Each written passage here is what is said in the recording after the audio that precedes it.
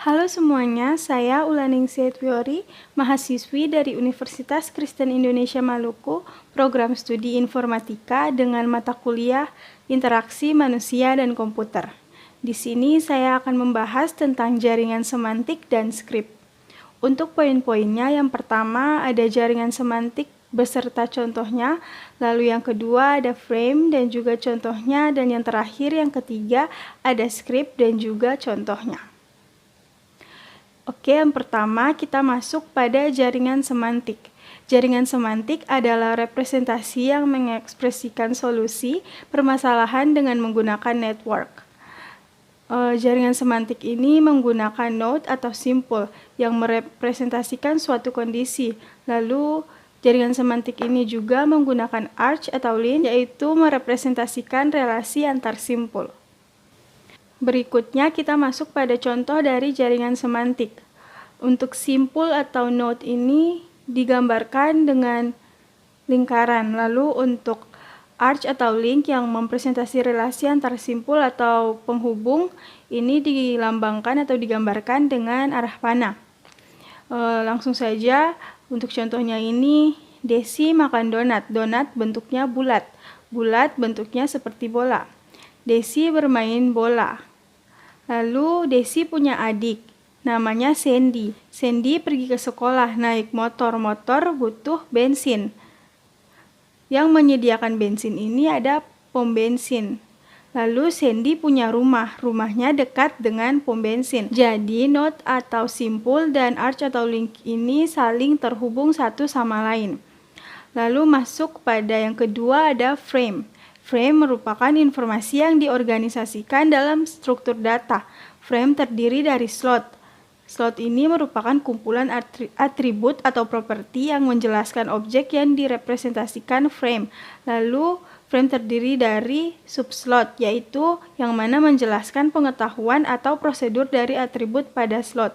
Slot dalam frame berisi informasi seperti yang pertama ada informasi identifikasi frame, yang kedua ada hubungan frame dengan frame yang lain, yang ketiga ada penggambaran persyaratan yang dibutuhkan, yang keempat ada informasi prosedural untuk menggunakan struktur yang digambarkan, yang kelima ada informasi default, dan yang terakhir ada informasi baru.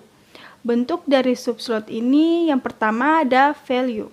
Value merupakan nilai dari suatu atribut. Yang kedua ada default, yaitu nilai yang digunakan jika slot kosong tidak dideskripsikan pada frame. Lalu yang ketiga ada range, yang mana merupakan jenis informasi yang muncul pada slot. Lalu yang keempat ada if edit, yaitu informasi tindakan yang akan dikerjakan jika nilai slot diisi. Lalu yang kelima ada if needed, yaitu digunakan jika tidak ada value pada slot. Dan yang terakhir yang keenam ada other, yang mana dapat berisi frame, rule jaringan semantik atau tipe lain dari informasi. Berikutnya masuk pada contoh dari frame. Untuk name frame-nya ini ada gajah. Subclass dari gajah adalah mamalia. Gajah memiliki belalai. Warna dari gajah ini adalah abu-abu. Untuk ukuran gajah ini besar dan habitat dari gajah ini di hutan.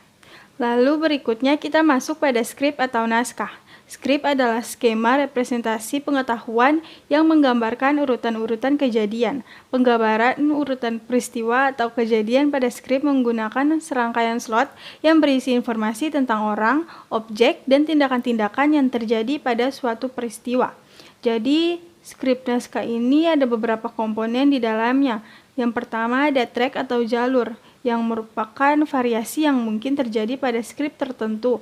Lalu selanjutnya masuk pada kondisi masukan, yaitu menggambarkan situasi sebelum terjadi atau berlaku suatu peristiwa yang ada dalam skrip.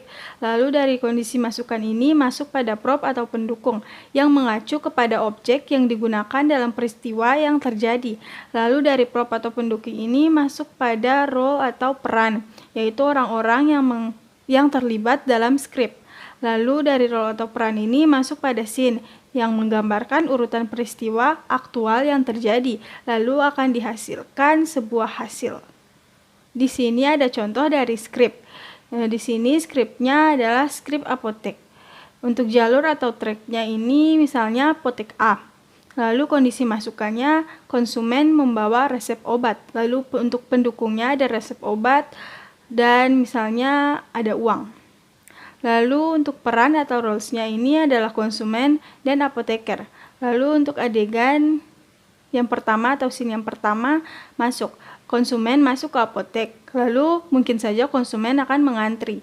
Lalu untuk adegan yang kedua atau scene yang kedua ada transaksi. Konsumen memberikan resep obat ke apoteker, lalu apoteker akan mencarikan obat yang diminta, lalu akan diberikan kepada konsumen, dan konsumen akan membayar obat yang diminta tadi. Lalu untuk adegan ketiga atau scene ketiga ini keluar, yang mana konsumen meninggalkan apotek, yang dihasilkan pasien memperoleh obat yang dicarinya tadi.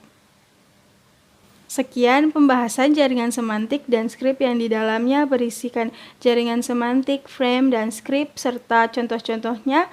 Sekian dan terima kasih.